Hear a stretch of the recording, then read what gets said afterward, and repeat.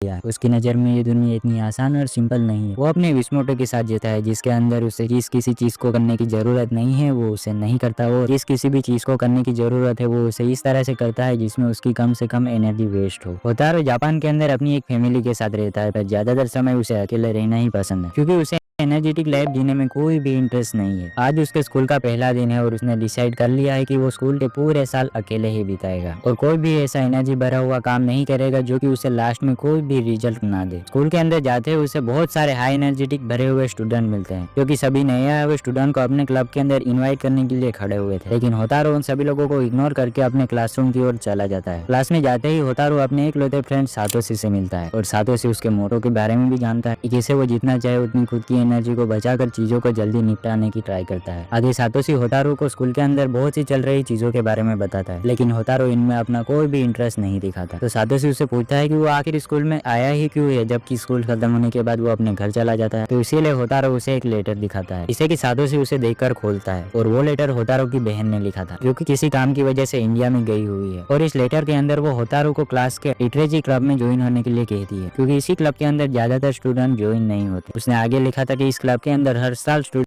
का नंबर कम होते जा रहा है और अगर ऐसा ही चलता रहा तो ये क्लब बहुत जल्दी ही बंद हो जाएगा। लेकिन उसकी बहन ये नहीं चाहती, क्योंकि वो इस क्लब से अपना एक कनेक्शन रखती है। तो इसीलिए उसकी बहन होतारो को वो क्लब ज्वाइन करके उसे बचाने के लिए कहती है। अब होतारो अपनी बहन से बहुत प्यार करता है, तो इसीलिए वो उसे मना भी नहीं कर पाता। और लेटर में आगे लिखा था कि अगर वो उस क्लब को ज्वाइन भी कर ले तो उसे कोई भी मुश्किल नहीं होने वाली, क्योंकि उस क्लब के अंदर जैसे कि कोई ज्वाइन नहीं होता तो वो हाई स्कूल के पूरे साल अकेले ही उस क्लब में रहेगा। ये सुनकर होतारो खुश होता है, क्योंकि उसे वहाँ पर किसी से भी बात करके अपनी एनर्जी को वेस्ट करना नहीं पड़ेगा। तो आगे वो वहाँ पर सातोशी से बाय कहकर क्लब रूम की चाबी ले लेता है और फिर वो अपने स्कूल के क्लब की ओर जाने लगता है। और वो वहाँ पर नोटिस करता है कि उस क्लब की ओर ज्यादातर लोग नहीं जाते, और ये देखकर वो और भी ज्यादा खुश होता है। फिर आगे वो अपने सामने के दरवाजे को खोलकर अंदर चला जाता है। तभी वहाँ पर एक उसे खूबसूरत लड़की मिलती है, और वो लड़की होतारो को देखते ही अपने इंट्रोडक्शन देती है कि उसका नाम एरू है। एरू उसे कहती है कि वो होतारो को पहले से ही जानती है, क्योंकि वो दोनों ओरिएंटेशन में एक ही साथ थे। ये सुनते ही होतारो एकदम से हैरान हो जाता है, क्योंकि वहाँ तो बहुत सारे स्टूडेंट थे और उसने वहाँ पर तो एरू को नोटिस ही नहीं किया था। एरू उसे कहती है कि उसने इस क्लब को अपने पर्सनल मैटर की वजह से ज्वाइन किया है, और वो होतारो से पूछती है कि क्या उसने भी इस क्लब को ज्वाइन किया है। तो होतारो उसे मना कर देता है, क्योंकि अब इस क्लब के अंदर एक मेंबर है, तो इसीलिए उसे इस क्लब को बचाने के लिए ज्वाइन करना नहीं पड़ेगा। और फिर वो वहाँ से जाते हुए एरू से कहता है कि वो यहाँ से जाने से पहले रूम को लॉक करके जाए। तो एरू से कहती है कि वो इस क्लब रूम को लॉक नहीं कर सकती, क्योंकि इसके पास उस क्लब की चाबी नहीं है। जिसे सुनकर होतारो उससे कंफ्यूज होकर देखता है। तो वो अपनी पॉकेट से चाबी निकाल कर पूछता है कि अगर उसके पास चाबी नहीं थी तो भला उसने अपने आप को क्लब रूम के अंदर लॉक कैसे कर लिया। इसे सुनते ही एरू शॉक होकर कहती है क्या दरवाजा बाहर से लॉक था। तो होतारो समझ जाता है कि उसे ये रियलाइज ही नहीं हुआ था कि वो कमरे में बंद हो चुकी है। लेकिन एरू तो अपनी इस मिस्ट्री को सोल्व करने के लिए एक्साइटेड हो जाती है कि आखिर वो दरवाजा कैसे लॉक हो सकता है जबकि उसके पास उसकी चाबी ही नहीं थी। और इसी दौरान वहाँ पर सातोशी आता है और तुरंत ही वो भी इस मिस्ट्री के अंदर घुस जाता है। लेकिन होतारो को इसमें कोई भी इंटरेस्ट नहीं था, तो इसीलिए वो वहाँ से जाने लगता है। लेकिन तभी एरू होतारो का हाथ पकड़ उसे इस मिस्ट्री को सोल्व करने के लिए कहती है, और ये देखकर होतारो एकदम ही शॉक हो जाता है, क्योंकि उसने आज तक कभी भी ऐसा कुछ फील नहीं किया। फिर आगे होतारो एरू से पूछता है कि क्या उसने अपने आसपास कोई अजीब सी चीज को नोटिस की थी। तो एरू से कहती कि हाँ, उसने एक आवाज तो सुनी थी। तो ये सुनकर होतारो वहाँ पर ध्यान लगाकर सुनता है, तो इसीलिए उसे एक साउंड की आवाज आती है। तो इसीलिए वो सभी लोग वहाँ पर जल्दी से जाते हैं और देखते हैं कि वो आवाज तो स्कूल के एक जनरेटर की है, जो कि अपना काम करने के बाद सभी स्कूल के दरवाजों को बंद कर रहा था। तो ये देखकर वो सभी लोग समझ जाते हैं कि आखिरकार उसी ने उस क्लब रूम को लॉक किया होगा, क्योंकि शायद उसे पता नहीं था कि एरू उस कमरे में है और वो रूम कुछ ज्यादा ही शांत है। इसे सुनकर एरू खुश होती है, क्योंकि उसने अपनी मिस्ट्री को सोल्व कर लिया। फिर आगे सभी लोग इस जगह पर आते हैं जहाँ पर एरू इन दोनों से अपने क्लब में ज्वाइन होने के लिए कहती है, और वहाँ पर सातोशी उसकी बात को सुनकर बहुत सारे क्लब में ज्वाइन होने के बावजूद भी इसी क्लब में ज्वाइन होने के लिए मान जाता है। लेकिन होतारो वहाँ पर कहने वाला था कि वो इस क्लब को ज्वाइन नहीं करेगा, पर तभी एरू उसका हाथ पकड़ के उसे रिक्वेस्ट करने लगती है। तो उसे देखकर होतारो अपनी बात से फिसल जाता है और उसकी क्लब वाली एप्लीकेशन को एरू के हाथ में थमा देता है, और इसी तरह से अब होतारो इस क्लब का ऑफिशियल मेंबर बन चुका है। अब अगले दिन होतारो अपने स्कूल के अंदर होता है, जहाँ पर कि उसे एक ऐसे लिखने को दिया गया है, क्योंकि आज वो अपना होमवर्क ही करना भूल गया था। इसे देखकर सातोशी उस पर हंसने लगता है, क्योंकि उसने अपना होमवर्क ही नहीं किया था। तो होतारो उसे देखकर कहता है कि वो बस अपनी नोटबुक को लाना भूल गया था। पर आगे सातोशी उसे एक स्कूल की मिस्ट्री के बारे में सुनाने लगता है, जहाँ पर वो कहता है कि सुबह सुबह क्लासरूम के अंदर एक लड़की आ रही थी और उस दिन काफी बारिश भी हो रही थी। लेकिन वो लड़की जैसे ही ऊपर जाती है वो एक बहुत ही प्यारी पियानो की आवाज को सुनती है, जो कि वहाँ के म्यूजिक रूम से आ रही थी। पर वहाँ पर काफी अंधेरा था, और जैसे ही वो लड़की म्यूजिक म्यूजिक क्लास के पास जाती है वो एकदम ही डर जाती है क्योंकि पियानो के पास तो कोई बैठा ही नहीं था, लेकिन म्यूजिक अभी भी चले जा रहा है, जिसे देखकर उसका दिल जोर जोर से धड़कने लगता है। और तभी वो म्यूजिक खत्म होने को आता है। जैसे ही वो म्यूजिक खत्म होता है वहाँ पर एक अजीब सा आवाज आता है और वो वहाँ के फ्लोर से एक बॉडी निकलती है जिसकी आंखें लाल और बाल बिखरे हुए थे, जिसे देखकर वो वहाँ पर खड़ी भी नहीं रह पा रही थी, पर वो जितनी तेज हो सके उतनी तेज दौड़ लगाकर वहाँ से निकल आती है। और ये कहानी सुनाकर सातोशी होतारू की ओर देखता है, लेकिन होतारू उस बात को ना सुनकर अपना ऐसे लिख रहा था। और वो उसे पूछता है क्या ये कहानी स्कूल के अंदर फेमस हो चुकी है? तो सातोशी उसे कहता है कि हाँ, ये बहुत ही बड़ी बात है। इसे सुनकर होतारू को फील होता है कि यहाँ पर बहुत ही जल्दी एरू आकर उसे इस मिस्ट्री को सोल्व करने के लिए कहने वाली है। तो इसीलिए वो सातोशी को एक मिस्ट्री क्लब के बारे में एक पेपर के टुकड़े पर लिखने के लिए कहता है। और कुछ टाइम के बाद वहाँ पर एरू भी आ जाती है और वो उन लोगों से पूछते है कि क्या तुमने उस म्यूजिक वाली मिस्ट्री के बारे में सुना है? लेकिन होतारू उसे कहता है कि सातोशी उसे एक बहुत ही फेमस मिस्ट्री के बारे में सुनाने वाला है। और उसे सुनकर एरू भी उसकी बातों में आ जाती है। तो आगे सातोशी उसे एक सिगरेट क्लब की कहानी बताता है। इसका नाम है स्पाइरल क्लब। इस क्लब के बारे में स्कूल के बहुत से कम लोगों को पता है और ऐसा कहा जाता है कि वो क्लब हर साल अपने बारे में स्कूल के नोटिस बोर्ड के ऊपर अपना एक पोस्टर लगाता है, लेकिन स्कूल के कुछ ही लोग उसे ढूंढ पाते हैं। तो ये सुनकर एरू एक्साइटेड होकर इस क्लब को ढूंढने के लिए कहती है। तो होतारू भी अपने ऐसे खत्म कर उनसे कहता है कि वो भी इसमें उनकी मदद करेगा। तो फिर आगे सभी लोग स्कूल के नोटिस बोर्ड को देखते हैं, पर वहाँ पर उन्हें कुछ नहीं मिलता। तो होतारू उन सभी लोगों को डाउट नोट के नोटिस बोर्ड को देखने के लिए कहता है। तो ये सभी लोग देखते हैं कि वो नोटिस बोर्ड तो पूरी तरह से पोस्टर से भरा हुआ है, क्योंकि स्कूल के सभी क्लब मेंबर्स अपने बारे में बताकर स्कूल के सभी स्टूडेंट को अपनी तरफ अट्रैक्ट करना चाहते हैं। तो वो लोग उस नोट को वहाँ पर ढूंढने लग जाते हैं, पर उन्हें वहाँ पर भी कुछ नहीं मिलता। तो होतारू उन्हें एक पोस्टर के नीचे दिखाता है जहाँ पर एक छोटा सा स्पाइरल क्लब के बारे में एक नोट मिलता है। पर इस मिस्ट्री को सोल्व करके एरू कुछ ज्यादा खुश नहीं होती, क्योंकि इसके बारे में अभी भी कोई गलत बातें हैं। लेकिन अब सभी लोग लेट हो रहे थे तो वो अपने अपने घर निकल जाते हैं। सातोशी और होतारू एक साथ घर जा रहे थे तो सातोशी होतारू से पूछता है कि आखिर उसने एक झूठ बोर्ड की कहानी बनाकर एक पोस्टर को नोटिस बोर्ड को लगा एक मिस्ट्री की तरह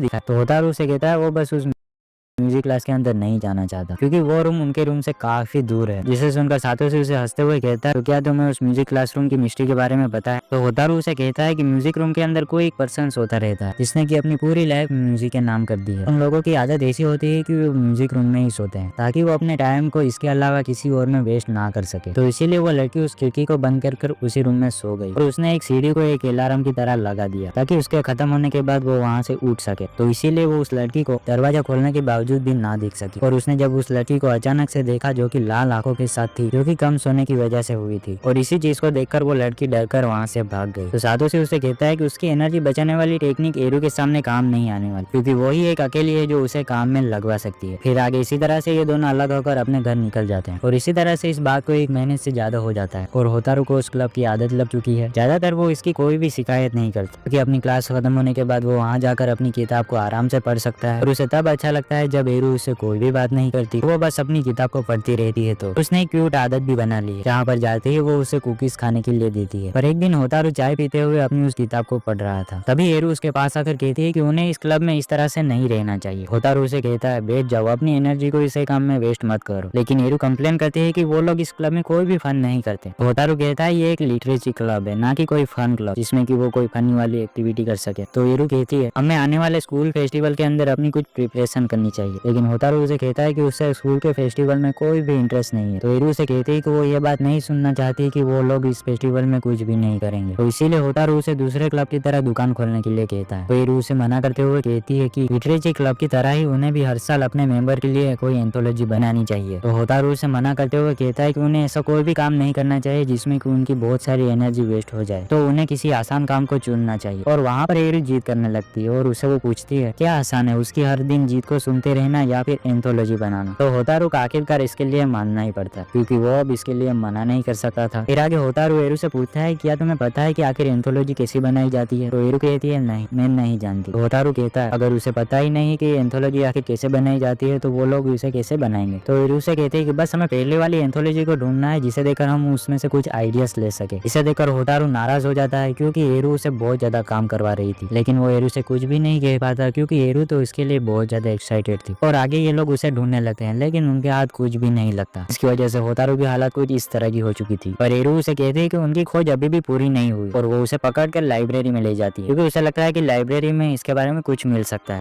पर वहाँ जाते ही वो दोनों एक लड़की से मिलते हैं जिसका नाम माया का इबारा है, और वो वहाँ पर होतारू को देखते ही कहते हैं कि आखिर तुम यहाँ पर क्या कर रहे हो, जबकि यहाँ पर तुम्हारे काम की कोई चीज भी नहीं है। इसे सुनकर होतारू भी उसे कहता है क्या तुम्हें पढ़ाई करनी भी आती है, क्योंकि तुम यहाँ पर बैठी हो। इसे सुनते ही इबारा थोड़ा गुस्सा हो जाती है, पर तभी वहाँ पर सातोशी आ जाता है। इसे देखकर इबारा का मूड बहुत ही जल्दी चेंज हो जाता है। इसे देखकर हीरो होतारू से इन दोनों के बारे में पूछती है। होतारू उसे कहता है कि इबारा मिडिल स्कूल से ही सातोशी को लाइक करती थी। आगे सातोशी इन दोनों से पूछता है कि तुम लोग यहाँ पर क्या कर रहे हो, तो होतारू कहता है एरू ने ही यहाँ पर उसे जोर जबरदस्ती लाया है। इसे सुनकर सातोशी जोर जोर से हंसते हुए इबारा और एरू दोनों को एक दूसरे से इंट्रोड्यूस करवाता है। लेकिन वहाँ पर एरू डायरेक्ट के पॉइंट पर आते हुए कहती है क्या उन लोगों ने किसी लिटरेचर क्लब की एंथोलॉजी को देखी है, तो इबारा होतारू को देखकर कहती है क्या सच में इसके जैसा लूजर बॉय किसी क्लब में ज्वाइन हुआ है, तो होतारू उसे चुप होने के लिए कहता है। और इबारा एरू से कहती है कि उसने कभी भी इस तरह की चीजें लाइब्रेरी में नहीं देखी, पर शायद वो कहीं पढ़ी हुई हो। इसे सुनकर एरू से कहती है कि क्या वो पढ़ी हुई चीजों को देख सकती है, तो इबारा उसे कहती है इसके लिए तो हमें पहले लाइब्रेरियन की परमिशन लेनी होगी। जिसे सुनते ही होतारू अपने सबर को खोकर वहाँ से निकल रहा था, पर तभी एरू उसे पकड़ के कहती है उसने अब कसम खा ली है कि वो उसे काम करवा कर ही छोड़ेगी। और वो आगे कहती है कि वो यहाँ पर लाइब्रेरियन के आने तक वेट करेंगे। इसे कि ये दोनों लड़ने लगते हैं, तो ये देखकर सातोशी इबारा से वो अपनी एक मिस्ट्री कहने के लिए कहता है जो उसने उसे पहले कही थी। इसे देखकर होतारू सोचने लगता है कि वो अब यहाँ से नहीं निकल सकता। और फिर आगे इबारा अपनी कहानी को कहती है एक किताब है जिसे लाइब्रेरी में से लंच के बाद कोई ले जाता है और स्कूल खत्म होने से पहले उसे लौटा भी जाता है। ये काफी कंफ्यूजिंग है क्योंकि वो उन सभी किताब को एक हफ्ते तक अपने पास रख सकते हैं, लेकिन जो भी इस किताब को ले जाता है वो शाम तक उसे वापस लौटा देता है। तो इसीलिए एरू उस किताब को दिखाने के लिए पूछती है और इबारा उन्हें वो किताब दिखाती है और उस किताब का कवर काफी अच्छा और ये किताब उनके स्कूल की हिस्ट्री के बारे में है। लेकिन होतारू इन सभी लोगों की बातों पर ध्यान नहीं दे रहा था, वो तो बस अपनी किताब को ही पढ़े जा रहा था। उसे तो बस जल्दी से एंथोलॉजी को ढूंढकर अपने घर जाना है और एरू उसे इस मिस्ट्री को सोल्व करने के लिए मजबूर कर देती है। तो होतारू कहता है शायद ये इतनी भी बड़ी बात नहीं है क्योंकि कोई शायद इसे अपने फ्री टाइम में पढ़ना चाहता है। तो इबारा उन्हें दिखाते है कि इस किताब को कोई एक पर्सन नहीं बल्कि हर बार अलग अलग स्टूडेंट ले जाते हैं और इसीलिए काफी कंफ्यूजिंग है क्योंकि हर बार वो सभी लोग किताब को ले जाकर स्कूल खत्म होने से पहले लौटा जाते हैं। इसे सुनकर होतारू भी कंफ्यूज हो जाता है, पर वो ऐसी कोई भी चीज पर अपनी एनर्जी वेस्ट नहीं करना चाहता। लेकिन एरू उसे ये सोल्व करने के लिए जीत करने लगती है। तो होतारू उसे चुप होने के लिए कहता है क्योंकि वो सभी लोग एक लाइब्रेरी के अंदर हैं। इसे उसे लगता था कि एरू चुप रह जाएगी, लेकिन एरू तो उस मिस्ट्री को सोल्व करने के लिए होतारू से जीत करने लगती है। इसे देखकर होतारू अपने मन में सोचता है कि एरू को मनाने से अच्छा तो इस मिस्ट्री को सोल्व करके अपनी एनर्जी को बचा सकता है। और वो अपना दिमाग लगा कर कहता है कि इस किताब को कोई भी पढ़ने के लिए नहीं ले जाता क्योंकि इतनी बड़ी किताब को कोई एक ही टाइम पर नहीं पूरा कर सकता। और वो उन सभी लोगों से पूछता है कि इस किताब को हम दूसरी किस तरह से यूज कर सकते हैं। तो इबारा कहती है कि शायद वो सभी लोग इसे पिल्लो की तरह यूज करते हैं और सातोशी कहता है शायद इसे वो किसी सील की तरह इस्तेमाल करते होंगे। और लास्ट में एरू कहती है कि कोई बॉडी बनाने के लिए वेट की तरह इसे यूज करता होगा। और उनके ये सारे जवाब को सुनकर होतारू परेशान होकर खुद ही सोचने लग जाता है कि आखिर इस बुक को किस चीज के लिए यूज कर सकते हैं। तो इसीलिए वो कुछ क्लू को एक साथ जोड़ते हुए कहता है कि इस किताब को ले जाने वाली सभी लड़कियां सभी की सभी क्लास 2 से है और उसे इससे ज्यादा कुछ पता नहीं चलता। इसे देखकर इबारा उसके ऊपर हंसने लगती है। तभी एरू को उसकी तरफ से अजीब सी स्मेल आती है, तो उसे वो सूंघने लगती है, लेकिन इबारा को खुद से कोई भी स्मेल नहीं आ रही थी। लेकिन एरू कहती है कि ये स्मेल किसी पेन जैसी है। जिसे सुनकर होतारू को एक आइडिया आता है और वो उन्हें किसी जगह पर जाने के लिए कहता है और तभी एरू उसे भी वहाँ पर ले जाने के लिए जीत करने लगती है। होतारू को एरू के साथ लड़के अपनी एनर्जी को वेस्ट नहीं करना था, तो वो इसके लिए चुपचाप मान जाता है। फिर आगे होतारू सभी लोगों को आर्ट क्लास की ओर ले जाकर कहता है फ्री टाइम पर एक ही क्लास खुला होता है क्योंकि आर्ट क्लास है। वहाँ पर की डिफरेंट सेक्शन की लड़कियां एक साथ आती है और यही एक जगह है जहाँ पर वो सभी लड़कियां इस किताब को ले जा सकती है। लेकिन ये दोनों अभी भी कंफ्यूज थे कि वो लोग इसे भला यहाँ पर क्यों ले जाएंगे। तो होतारू कहता है ये तो हमें वहाँ जाके ही पता चलेगा। और वो लोग वहाँ जाते ही हैरान हो जाते हैं और अपने सामने देखते हैं कि सामने की पेंटिंग में तो हर एक लड़की उसी किताब के साथ पेंट है। वो लड़कियां इस किताब को इसलिए ले जाती थी क्योंकि उसका कवर काफी खूबसूरत है। इसकी वजह से वो सभी लोग इसे पेंटिंग की तरह यूज करती थी और ये किताब का वेट काफी ज्यादा भारी था, तो इसे कोई भी घर ले जाना नहीं चाहता था और इसीलिए वो किताब को ले जाकर शाम तक वापस लौटा देते थे। और ये सुनते ही इबारा और एरू काफी ज्यादा इम्प्रेस हो जाते हैं। ये सभी लोग लाइब्रेरी में वापस आते हैं तो होतारू इन सभी बातों के बारे में सोचता है कि उसने ऐसा प्लान नहीं किया था कि स्कूल के अंदर अपने फ्रेंड्स और मेमोरीज को बनाना। वो ये सब करने के लिए नहीं आया, वो तो बस यहाँ पर कम से कम काम करके निकल जाएगा। लेकिन तभी एरू उसे पकड़ के कहती है कि वो लोग थोड़ा लाइब्रेरी के अंदर वेट करेंगे क्योंकि एंथोलॉजी उन्हें चाहिए ही चाहिए। और फाइनली वहाँ पर लाइब्रेरियन आ जाती है। तो सातोशी एरू को उसे इंट्रोड्यूस करवाता है और उसे वो एंथोलॉजी के बारे में पूछता है। वो लाइब्रेरियन कहती है वो एंथोलॉजी तो यहाँ पर नहीं नहीं है, शायद वो किसी दूसरे रूम में हो सकती है। जिसे सुनकर एरू थोड़ी सी सैड होती है। सातोशी उसे कहता है वो लोग उसे जल्दी ढूंढ ही लेंगे। फिर ये सभी लोग अपने अपने घर निकल जाते हैं। तो अगले दिन सुबह सुबह एरू होतारू को कॉल लगाकर कहती है उसे कुछ उससे जरूरी बातें करनी है और वो इस चीज के लिए इंतजार नहीं कर सकती। जिसे सुनकर होतारू उसे मना करने की कोशिश करता है, पर हमेशा की तरह वो उसे मना नहीं कर पाता। इसीलिए वो शाम के वक्त कैफे के अंदर कॉफी पीते हुए वहाँ पर एरू का इंतजार कर रहा था। वो वहाँ पर लेट है। थोड़ी देर के बाद एरू वहाँ पर आ जाती है और उसके सामने बैठ जाती है। तो होतारू आगे उसे पूछता है कि वो आखिर उसे क्या बात करना चाहती थी, लेकिन उस बात को कहने के लिए एरू थोड़ा सा हिचकिचा रही थी। तो उसे परेशान होकर होतारू उठ खड़ा होकर वहाँ से जाने लगता है। तभी एरू उसे कहती है कि वो थोड़ी सी नर्वस है। होतारू उसे पूछता है कि वो भला आखिर किस बात पर नर्वस है। तो एरू होतारू की ओर देखकर कहती है वो उसे कुछ कन्फेस करना चाहती है। जिसे सुनते ही होतारू शॉक होकर वहीं पर बैठ जाता है और उसका दिल तो जोर जोर से धड़कने लगता है, क्योंकि होतारू को लगता था कि वो उसे कहने वाली है कि वो उसे प्यार करती है। और तभी एरू की बेकार की बातों को छोड़कर कहती है उसे अपनी एक मिस्ट्री को सोल्व करने के लिए उसकी मदद चाहिए। और वो उसे मिस्ट्री के बारे में बताते हुए कहती है उसका एक अंकल था जो कि 42 साल पहले अपने एक स्कूल में पढ़ता था और वो उसी टाइम पर लिटरेचर क्लब का प्रेसिडेंट भी था। 7 साल पहले वो किसी काम की वजह से इंडिया में गया था, लेकिन उसके बाद से उसके अंकल का कोई भी पता नहीं चल रहा। फिर वो आगे कहती है बचपन में वो और उसके अंकल साथ में ही टाइम बिताते थे। एरू को थोड़ा बहुत याद है कि वो अपने अंकल के साथ बचपन में अपने पार्क में खेला करती थी, लेकिन ये सब तो ठीक चल रहा था। लेकिन उसने अपने अंकल से एक सवाल पूछा और उस सवाल का जवाब उसके अंकल ने इस तरह से दिया जिसे सुनकर वो डर के रोने लगी थी। और ये आंसर देने के बाद उसका अंकल भी सैड हो गया था और एरू को वहाँ पर रोते हुए देखकर भी उसके अंकल ने उसे शांत नहीं करवाया। जिसके बाद उसकी मॉम उसे वहाँ से ले गई और वो सो गई थी। और इसके बाद उसने इसे दोबारा कभी भी याद नहीं किया और वो इस बात को कुछ दिनों बाद भूल गई। तो इसीलिए वो इस बात को दोबारा से याद करने के लिए उसकी मदद मांगती है, लेकिन होतारू उसे पहले ही मना कर देता है, क्योंकि उसे ये रियलाइज होता है कि वो उसके बचपन का एक बहुत ही इंपॉर्टेंट पार्ट है और अगर उसे ये बात याद आ गई तो ऐसा हो सकता है कि उसको उसकी लाइफ को देखने का पूरा नजरिया ही बदल जाए। तो इसीलिए वो ये रिस्पॉन्सिबिलिटी नहीं ले सकता और होतारू उसे ये खुद से याद करने के लिए कहता है या फिर वो इसमें किसी और की मदद ले ले। तो एरू कहती है कि उसने ये सब ट्राई कर लिया पर फिर भी वो इसके बारे में पता नहीं लगा पाई और उसने स्कूल में भी अपने अंकल के बारे में स्टाफ से पूछा, पर वहाँ पर कोई भी इतना पुराना नहीं है जिसे इस हादसे के बारे में पता हो। और वो ये भी चाहती है कि कोई भी इंसान उसके पास्ट के बारे में ना जाने, तो इसीलिए उसने होतारू से मदद मांगी, क्योंकि वो थोड़ा बहुत उसके अंकल की तरह ही है। होतारू कहता है कि तुम्हारे पास स्कूल के 3 साल है तो तुम इसे आराम से याद कर सकती हो। तो एरू से कहती है कि वो इस बात को उसके अंकल के फ्यूनरल से पहले याद करना चाहती है, क्योंकि उसके अंकल की कोई भी खबर नहीं मिल रही है। तो इसीलिए सभी लोग उन्हें मरा हुआ घोषित करके बहुत ही जल्द उनका फ्यूनरल करने वाला है। तो इसीलिए वो इन बातों को याद करना चाहती है ताकि वो अपने अंकल को अच्छे से गुड बाय कह सके। और ये बात कहकर एरू होतारू को देखे जा रही थी। तो होतारू से कहता है ठीक है कि वो इसमें उसकी मदद करेगा, लेकिन अगर इस बात से एरू को कुछ हुआ तो वो इसकी जिम्मेदारी नहीं लेगा। और ये सुनकर एरू उसे थैंक्स कहती है। और इसी तरह से उनके कुछ ही दिनों में मिड टर्म एग्जाम भी आ जाते हैं, जिसकी वजह से वहाँ की सारी क्लब एक्टिविटी को बंद कर दिया जाता है ताकि सभी स्टूडेंट अपनी पढ़ाई कर सके। तो इसी वजह से होतारू एरू से नहीं मिल पा रहा था। वो तो बस सातोशी से मिलता है क्योंकि वो दोनों एक ही क्लास में है और इन दोनों में होतारू बस स्कूल जाता है और घर आकर अपनी पढ़ाई करता है। इसी तरह से उनके फाइनल एग्जाम भी खत्म हो जाते हैं और होतारू तो अपने घर आकर वहाँ पर आराम करने लग जाता है। पर तभी अपने डेस्क के अंदर उसकी बहन ने दिया हुआ लेटर का ख्याल आता है, तो इसीलिए वो उसे खोलकर देखता है। इसमें लिखा था कि उसकी बहन अभी किसी शहर के अंदर नहीं बल्कि जापान के किसी MSc कॉलेज में है, क्योंकि उसके पास एक प्रॉब्लम आ गई थी। और आगे उसने उसे पूछा था कि क्या उसने उस क्लब को ज्वाइन कर लिया है और क्या उस क्लब के अंदर और भी मेंबर ज्वाइन हुए हैं। और उसने ये भी लिखा था कि स्कूल फेस्टिवल आ रहा है तो उसने मिलकर एंथोलॉजी बनानी चाहिए, क्योंकि जब से वो क्लब बना है तब से लेकर ये एक ट्रेडिशनल की तरह हो चुका है। और इसी के साथ उसमें उसने एक बहुत ही इंपॉर्टेंट बात लिखी थी, जैसे कि होतारू की कई सारी प्रॉब्लम सोल्व हो गई। इसमें लिखा था कि उन्हें पुराने एंथोलॉजी लाइब्रेरी में नहीं मिलेंगी, वो सभी उन्हें केबिन वाले लॉकर के अंदर मिलेगी जो कि उनके क्लब रूम में है। और वो वाला लॉकर लॉक नहीं है तो वो लोग उसे आसानी से खोल सकते हैं, जिसे पढ़कर होतारू बहुत ही अच्छा फील करता है, क्योंकि अब उसे एंथोलॉजी को ढूंढने के लिए ज्यादा मेहनत करने की कोई जरूरत नहीं पड़ेगी। तो अब अगले दिन वो क्लब के अंदर जाता है और वो देखता है कि उनके क्लब को अब इबारा ने भी ज्वाइन कर लिया है। और होतारू उन्हें अपने बहन के लेटर के बारे में कहता है, जिसे सुनते ही वो सभी लोग खुश होकर वहाँ पर लॉकर को ढूंढने लगते हैं, लेकिन वो लॉकर उन्हें नहीं मिलता। तो सभी लोग सोचते हैं कि आखिर वो लॉकर गया तो गया कहाँ। तो होतारू कहता है कि हर सीजन क्लब रूम के क्लासरूम को चेंज किया जाता है, तो उनका क्लासरूम भी चेंज हुआ है। तो इबारा कहती है फिर तो हमें स्टाफ रूम के अंदर पूछना चाहिए, लेकिन होतारू मना करते हुए कहता है उसने पहले ही पूछ लिया कि वो क्लब आज के दिन पर बायोलॉजी रूम है। तो ये बात सुनते ही ये दोनों वहाँ पर निकल जाती है। इन्हें देखकर होतारू कहता है कि ये दोनों शायद मुझे भूल गई। और तभी एरू वहाँ पर वापस आकर उसे पकड़कर साथ में ले जाती है। जब वो सभी लोग बायोलॉजी क्लासरूम की ओर जा रहे थे तब इसी दौरान रास्ते में होतारू 2 छोटे छोटे सिगरेट के बॉक्स को नोटिस करता है। फिर आगे वहाँ पहुंचकर एरू दरवाजे को खोलती है, पर वो दरवाजा बंद था। तो वहाँ पर आवाज लगाती है। इसे सुनते ही एक लंबे बालों वाला लड़का वहाँ पर निकल आता है और वो वहाँ पर निकलते ही दरवाजे को एकदम से बंद कर देता है। वो उनसे कहता है कि वो लोग इस टाइम पर इस लैब को अपने क्लब रूम की तरह यूज कर रहे हैं, लेकिन आज के दिन वो अकेला है क्योंकि यहाँ पर आज कोई भी उसका मेंबर नहीं आया। और वो लड़का उनसे पूछता है कि आखिर तुम लोग यहाँ पर क्यों आए हुए हो। और तभी होतारू नोटिस करता है कि उसकी बॉडी से तो परफ्यूम की स्मेल आ रही थी। और तभी हेरू कहती है कि वो लिटरेचर क्लब की प्रेसिडेंट है और वो यहाँ पर एक लोकर को ढूंढने के लिए आई हुई है। लेकिन वो लड़का कहता है कि उसने यहाँ पर किसी लोकर को नहीं देखा। तो हेरू से कहती है कि शायद वो कहीं अंदर पड़ा होगा। तो वो लड़का कहता है मुझे इसके बारे में नहीं पता और मैंने इस रूम को लिया है, वो लोग वहाँ पर नहीं देख सकते। और ये सुनते ही होतारू वहाँ से जाने लगता है, लेकिन इबारा उसे रोककर कहती है कि अगर उन्हें ये लोकर वहाँ पर नहीं मिला तो उन्हें पूरे के पूरे स्कूल के क्लब रूम में उसे ढूंढना होगा। ये सुनते ही वो वापस मुड़ जाता है क्योंकि वो नहीं चाहता कि वो इतनी सारी एनर्जी को इस काम में खर्च करे। और हेरू उस लड़के से कहती है कि ये क्लासरूम है तो वो लोग इसे आराम से देख सकते हैं। ये सुनकर वो लड़का थोड़ा बहुत सोचकर कहता है ठीक है वो लोग इसे देख सकते हैं, पर उन्हें ये काम जल्दी खत्म करना होगा। और फिर ये लोग अंदर जाते हैं। वहाँ पर होतारू नोटिस करता है कि टेबल पर कुछ पेपर पड़े हुए हैं और वहाँ पर एक रेडियो भी था और तो और वहाँ की सारी खिड़कियाँ भी खुली थी और फैन भी खिड़कियों की तरफ चल रहा था। और ये लोग वहाँ पर लोकर को ढूंढ रहे थे, लेकिन उन्हें देखकर वो लड़का बहुत ही शांत खड़ा हुआ था। तभी हेरू कहती है कि वो तो यहाँ पर भी नहीं है। और ये सुनते ही वो लड़का थोड़ा सा रिलीज फील करता है। और तभी होतारू से पूछता है कि क्या उन लोगों ने पुरानी चीजों को कहीं पर रख दिया है। तो वो लड़का कहता है कि हाँ वो कुछ पुराना कार्डबोर्ड को दूसरी जगह पर ले गए थे। और होतारू कहता है कि शायद उन्हें इस रूम को अच्छी तरह से चेक करना चाहिए क्योंकि इस रूम के अंदर बहुत सारी चीजें जैसी तैसी पड़ी हुई है। जिसे सुनते ही वो लड़का गुस्सा होते हुए कहता है कि उसके पास इतना टाइम नहीं है। तो होतारू उसे कहता है कि इसमें तो उसे कुछ भी नहीं करना। जिसे सुनते ही वो लड़का और भी ज्यादा गुस्सा होते हुए कहता है कि वो नहीं चाहता कि कोई भी उसकी चीजों को छुए। तो होतारू उन्हें कहता है कि वो लोग उसकी चीजों को दोबारा वापस वहीं पर रख देंगे। ये सुनते ही वो लड़का थोड़ा डर जाता है, लेकिन वो गुस्सा होते हुए उन्हें यहाँ से जाने के लिए कहता है। इसे देखकर वो दोनों लड़कियां तो डर जाती है, पर होतारू उसे देखकर समझ गया था कि वो कुछ ना कुछ छिपा रहा है। और वो उस लड़के से कहता है वो लोग यहाँ से चले जाएंगे, पर उसी लड़के के किसी एक क्लब मेंबर से वो लोग इस रूम को सर्च करवाएंगे। और ये सुनते ही वो लड़का और भी ज्यादा डर जाता है। और आगे होतारू कहता है कि उन्हें लाइब्रेरी में कुछ काम है तो उन्हें अभी जाना होगा, पर वो जल्दी ही यहाँ वापस आएंगे और उन्हें तो बस वो एंथोलॉजी चाहिए, तो वो उसे मिले तो उनके क्लब रूम के अंदर रखे चला जाए। ये सुनकर वो लड़का गुस्सा तो होता है, पर वो कहता है ठीक है, वो उसे मिलेंगी तो वो उसके क्लब रूम के अंदर रख देगा। तो होतारू उन दोनों लड़कियों को वहाँ से ले जाकर एक जगह पर थोड़ी देर रुकने के लिए कहता है। और थोड़ी देर बाद वो जैसे ही अपने क्लब रूम के अंदर जाते हैं वो देखते हैं कि एंथोलॉजी तो उनके टेबल पर ही पड़ी हुई है। इसे देखकर इबारा होतारू से पूछते हैं कि उसे आखिर कैसे पता चला कि वो एंथोलॉजी उसी लड़के के पास है। तो होतारू से कहता है कि हाँ मैं ये बात तुम्हें बताऊंगा, पर तुम्हें इस बात को किसी और से नहीं कहना होगा। तो इबारा भी इसके लिए मान जाती है। तो होतारू उसे कहता है कि वहाँ जाने से पहले उसने रास्ते में 2 सिगरेट के बॉक्स को देखा था और वो लड़का जैसे ही आया तो उसके बर्ताव से ऐसा लग रहा था कि वो किसी चीज को छुपाना चाहता था। और वो लोग जैसे ही रूम में गए तो उन्होंने देखा कि सभी खिड़कियां तो खुली हुई है और तो और फैन भी खिड़की की तरफ ही चल रहा था, जबकि वहाँ के टेबल के पास बहुत सारे कागज थे जो कि उड़ के खिड़की से बाहर जा सकते थे। तो फिर आखिर उसने ऐसा क्यों किया होगा? इसका मतलब तो यही था कि वो बस रूम से हवा को बाहर निकालना चाहता था। तो इबारा कहती कि तो फिर वो क्या वहाँ पर सिगरेट पी रहा था? तो होतारू कहता है कि हाँ वो वहाँ पर सिगरेट ही पी रहा था और जो हमने बाहर देखे थे वो सिगरेट के बॉक्स ही थे। और वो लड़का एक अच्छी फैमिली से बिलोंग करता है, तो अगर उसे किसी ने स्कूल के अंदर सिगरेट पीते हुए पकड़ लिया तो उसका खेल खत्म हो जाएगा। और शायद उसने उस सिगरेट के बॉक्स को उसी बॉक्स के अंदर रखा था, इसीलिए वो हमें दिखाने के लिए डर रहा था। और इसी दौरान वहाँ पर सातोशी आ जाता है, लेकिन होतारू देखता है कि वहाँ पर हेरू किसी चीज को देखकर बहुत ही ज्यादा सीरियस हो गई थी। और हेरू उसे साइड में ले जाकर कहते हैं कि इस इंसिडेंट का नाम है हायुका। और वो उसे कहते हैं कि उसने इसी के बारे में उसके अंकल से पूछा था और उनके जवाब से वो डर गई थी। तो उसे सुनकर होतारू रियलाइज करता है कि 45 साल पहले कुछ तो हुआ था। तो आगे होतारू उस इंसिडेंट को लेकर पढ़ने लगता है जिसमें लिखा था कि किसी की को जाते हुए 1 साल से ज्यादा हो गया, पर बस वो हीरो बन के नहीं बल्कि एक लेजेंड बनकर सभी लोगों के लिए इंस्पिरेशन बना और उन सभी के लिए अपने आप को सेक्रीफाइस कर दिया। तो इसीलिए उसे स्कूल की हिस्ट्री के अंदर हमेशा के लिए याद रखा जाएगा। और तभी हेरू अपने सर को पकड़कर कहती है कि वो इस सच के बहुत करीब है, लेकिन वो बात आखिर उसके दिमाग में याद ही नहीं आ रही। और तभी होतारू देखता है कि ये तो सेकंड इंसिडेंट है, तो वो इबारा से पहला इंसिडेंट ढूंढने के लिए कहता है, लेकिन इबारा उसे कहती है यहाँ पर तो पहला इंसिडेंट है ही नहीं। जिसे सुनकर हेरू तो सैड हो जाती है। और फिर आगे ये सभी लोग इसी तरह से अपने घर जाने लगते हैं। यहाँ पर होतारू हेरू से कहता है कि उसे शायद सातोशी और इबारा से भी हेल्प ले लेनी चाहिए। तो हेरू से कहती है कि वो अपने प्रॉब्लम को ज्यादा लोगों से शेयर नहीं करना चाहती। तो होतारू से पूछता है कि क्या फिर वो उन्हें अपना फ्रेंड नहीं मानती? जिसे सुनते ही वो वहीं पर रुकर कहती है कि वो इसके बारे में कल उन्हें बता देगी। फिर अगले दिन हेरू इन दोनों को अपनी प्रॉब्लम के बारे में बता देती है। जिसे सुनकर सातोशी उसे कहता है कि अब तो वो लोग जानकर ही रहेंगे कि आखिर 45 साल पहले स्कूल के अंदर क्या हुआ था। तो इसीलिए सभी लोग वहाँ पर डिसाइड करते हैं कि वो सभी लोग अपनी अपनी एक थियरी बनाकर हेरू के घर जाएंगे कि आखिर 45 साल पहले हुआ क्या जाता था। फिर आगे होतारो हमेशा की तरह आलसी बनकर सातोशी का एक जगह पर वेट कर रहा था और तभी सातोशी उसे दूर से आवाज देता है, जिसके बाद ये अपनी जर्नी को स्टार्ट कर देते हैं, इसमें कि वो दोनों एक शहर से एक गांव की ओर चले जाते हैं। जहाँ पर जाते ही होतारो सातोशी से पूछता है कि क्या तुम्हें स्कूल में एनर्जेटिक लाइफ जीने में मजा आता है, जिसे सुनकर सातोशी कहता है कि हाँ, उसे कोई ना कोई प्रॉब्लम तो है पर फिर भी वो कोई भी सिचुएशन में अपने आप को ज्यादा से ज्यादा खुश रखना चाहता है। इसे सुनकर होतारो सोचता है कि वो तो इन लोगों से बिल्कुल उल्टा है, वो तो किसी भी चीज में अपना मजा नहीं ढूंढता और उसे नए लोगों से मिलना भी पसंद नहीं। और इसी तरह से ये दोनों एरू के घर पहुंच जाते हैं, जो कि दिखने में काफी अच्छा था। आगे सातोशी कहता है उसे तो लगा था कि कोई मेड आकर उन्हें यहाँ से अंदर ले जाएगी और अंदर जाते ही ये दोनों मिलते हैं एरू से, जो कि उन दोनों को अपने एक गेस्ट रूम में ले जाती है। और वहाँ पर जाते जाते वो लोग नोटिस करते हैं कि एरू का घर काफी पुराना है। वो लोग जैसे ही रूम के अंदर पहुंचते हैं वो देखते हैं कि वहाँ पर तो इबारा पहले से ही मौजूद थी और फिर ये लोग भी वहाँ पर बैठ जाती है और फाइनली एरू अपनी मीटिंग शुरू कर देती है और वो कहती है कि वो सभी लोग एक एक करके अपनी अपनी थियोरी को कहेंगे और बाकी लोग उसे सुनकर अपना अपना ओपिनियन देंगे। और इसमें सबसे पहले एरू अपनी थियोरी बताती है, जिसमें कि वो उन सभी लोगों को एक नोट देकर कहती शायद 45 साल पहले जब स्कूल के अंदर स्कूल फेस्टिवल चल रहा था तब उसके अंदर कुछ गुंडे बदमाश घुस आए थे और फिर वो लोग सभी लोगों से पैसे लेने लगे होंगे, जिसे देखकर उनके अंकल ने बाकी सारे स्टूडेंट के साथ मिलकर उन्हें भगा दिया और इसमें उन्होंने कुछ गुंडों को मारा था। इसी वजह से टीचर ने शायद उन्हें स्कूल से बाहर निकाल दिया और ये कहने के साथ ही वो अपनी थियोरी को खत्म कर देती है, जिसे सुनकर ये लोग कहते हैं कि उन्हें नहीं लगता कि ऐसा कुछ वहाँ पर हुआ होगा, क्योंकि इस तरह के फेस्टिवल 40 साल बाद शुरू हुए थे। और दूसरा रीजन ये है कि उनका स्कूल उन्हें इस फेस्टिवल के अंदर कोई भी दुकान खोलने नहीं देता था जहाँ स्कूल के अंदर कोई बच्चा पैसे कमा सके, ताकि कोई भी स्टूडेंट के सर पर पैसा असर ना करे। तो अगर उनके टाइम पर ऐसा कोई दुकान वहाँ पर था ही नहीं तो भला कौन वहाँ पर उनसे पैसे लेने के लिए आएगा। और उनकी बात सुनकर एरू कहते हैं कि उनकी बात में पॉइंट तो है। और तभी सातोशी और इबारा कहते हैं कि वो लोग यहाँ पर बैठे बैठे थक गए हैं तो वो लोग बाहर जा सकते हैं, क्योंकि आज का दिन काफी अच्छा है। तो फिर ये सभी लोग बाहर जाते हैं, जहाँ पर इबारा अपनी थियोरी को बताती है। 45 साल पहले उनकी स्कूल ने गवर्नमेंट के साथ लड़ाई की थी, क्योंकि वो लोग स्कूल को अपने कंट्रोल में लेकर वहाँ के सभी स्टूडेंट को मैनिपुलेट करके उन्हें फौजी में भर्ती करवाना चाहते थे। लेकिन उन्हें रोकने के लिए स्कूल के सारे टीचर और स्टूडेंट एक साथ होकर उनके अगेंस्ट चले गए, जिसमें शायद इसी की जो कि एरू का अंकल था वो इसमें मेन लीडर था। और जब गवर्नमेंट ने उसे ये करते हुए देखा तो शायद गवर्नमेंट ने अपनी पावर का यूज करके उसे स्कूल से बाहर निकाल दिया। जिसे सुनकर सातोशी कहता है ऐसा हो सकता है, पर फिर भी इस थियोरी में कुछ अभी भी क्लू छूट रहे हैं। और वो कहता है कि अब उसे काफी भूख लग रही है। तो फिर ये सभी लोग किचन में जाते हैं, जहाँ पर एरू उन सभी लोगों के लिए खाना बनाती है और ये सभी लोग एक टेबल के पास बैठ जाते हैं। और इस बार सातोशी अपनी थियोरी को बताता है, जिसके हिसाब से 45 साल पहले गवर्नमेंट और स्कूल की लड़ाई नहीं हुई होगी, क्योंकि उस टाइम पर उनकी गवर्नमेंट काफी खुश थी। और ऐसा नहीं हुआ होगा तो लड़ाई शायद स्कूल के अंदर टीचर और स्टूडेंट के बीच ही हुई होगी, इसमें कि शायद टीचर स्टूडेंट को स्कूल फेस्टिवल पर ज्यादा ध्यान ना लगाकर अपनी पढ़ाई पर ध्यान देने के लिए कह रहे होंगे, जिसकी वजह से सारे स्टूडेंट टीचर पर गुस्सा हो गए और किसी ने किसी टीचर को पनिश कर दिया होगा, जिसकी वजह से उसे शायद स्कूल से निकाल दिया होगा। तो होतारो उसे कहता है ऐसा हुआ होगा तो वो लोग शायद उसे जुलाई में ही बाहर निकाल देते हैं, क्योंकि उसी महीने के अंदर स्कूल फेस्टिवल होता है। लेकिन उसके अंकल को तो अक्टूबर में निकाला गया था। तो इबारा उसे कहती है कि इसके अलावा उनके पास और कोई भी थियोरी नहीं है। जिसके बाद ये सभी लोग होतारो की ओर देखते हैं। तो होतारो उन सभी लोगों से कहता है कि उसने जो भी थियोरी बनाई तो उसे तो उन सभी लोगों ने पहले ही डिस्कस कर लिया है, लेकिन सातोशी उसे अपनी थियोरी बताने के लिए फोर्स करता है, जिसकी वजह से होतारो खड़े होकर बाथरूम का रास्ता एरू से पूछता है और बाथरूम की ओर जाते वक्त वो एक रूम को देखता है, जिसे देखकर वो समझ जाता है कि ये शायद एरू का ही कमरा है। और वो उस रूम को देखकर एरू के लिए थोड़ा बुरा फील करने लगता है, क्योंकि एरू इसके लिए बहुत मेहनत कर रही है लेकिन उसने एरू के लिए कुछ भी नहीं किया। तो वो बाथरूम में जाकर सोचने लगता है कि क्या वो इसके बारे में कोई थियोरी बना सकता है जिससे कि वो इस मिस्ट्री को सोल्व कर सके। मतलब इसने अभी तक अपनी थियोरी को नहीं बनाया। और कुछ सोचने के बाद वो सभी लोगों के पास आता है और वहाँ पर आते ही कुछ पॉइंट को बताता है। पहला, उन्हें पता है कि एरू के अंकल को अक्टूबर में निकाला गया था, तो लड़ाई शायद जून में हुई थी और इन दोनों चीज के बीच में बहुत सारे महीने आते हैं। सेकंड, लड़ाई स्कूल के अंदर ही हुआ था, यानी कि जो लड़ाई हुई थी वो टीचर स्टूडेंट के बीच में ही थी और ये शायद इसीलिए हुआ क्योंकि टीचर स्टूडेंट से कुछ छीनना चाहते थे, जो कि उन्हें बहुत ही ज्यादा पसंद था। और वो लोग ध्यान से सोचे तो स्टूडेंट को हाई स्कूल के अंदर एक ही चीज सबसे ज्यादा पसंद आती है और वो है स्कूल फेस्टिवल, क्योंकि वही एक जगह है जहाँ पर हर एक स्टूडेंट अपनी एक्टिविटी को बिंदास होकर कर सकता है। और शायद यही वजह है उस लड़ाई की। और उन्हें ये भी बात पता है कि पहले स्कूल फेस्टिवल के अंदर 5 दिन हुआ करते थे और अभी बस 3 दिन होते हैं। तो शायद उसी दिन कुछ ऐसा हुआ था जिसकी वजह से आज ऐसा हो रहा है। मतलब टीचर स्कूल फेस्टिवल के दिनों को कम करना चाहते थे, इस वजह से वो सभी स्टूडेंट गुस्सा हो गए थे और सभी स्टूडेंट मिलकर इसके खिलाफ आवाज उठाने लगे। और फाइनल उन्होंने शायद इसके बारे में टीचर के साथ एग्रीमेंट भी कर लिया, इसमें कि टीचर वो नहीं कर पाए जो उन्हें करना चाहिए था। और इसी की भी शायद उन सभी में से एक था जो कि शायद उन सभी स्टूडेंट को लीड करता था। और ये चीज करते हुए टीचर ने उन्हें देख लिया ताकि वो आगे चलकर ऐसा कुछ दोबारा ना कर पाए। इसीलिए सभी टीचर्स ने मिलकर डिसाइड किया कि वो लोग उसे स्कूल से बाहर निकाल देंगे। लेकिन वो लोग शायद उसे इतनी जल्दी नहीं निकाल सकते थे, क्योंकि ऐसा किया तो सारे स्टूडेंट शायद फिर से भड़क जाएंगे। तो इसीलिए उन्होंने मामले को थोड़ा ठंडा होने का वेट किया और अक्टूबर मंथ के अंदर किसी छोटी सी गलती की वजह से उसे स्कूल से बाहर निकाल दिया। और वो शायद स्कूल से किसी हीरो की तरह बाहर निकला, इसीलिए इंसिडेंट नंबर 2 में उसे हीरो की तरह दिखाया गया था। एरू उसे सुनकर सैड होकर कहती कि फाइनली उसे अब पता है कि उस दिन आखिर क्या हुआ था। और सातोशी और इबारा के पास भी होतारो की थ्योरी को गलत साबित करने के लिए कोई भी पॉइंट नहीं बचते। लेकिन एरू इसे सेटिस्फाई नहीं थी। एरू होतारो से पूछते है कि अगर भला वो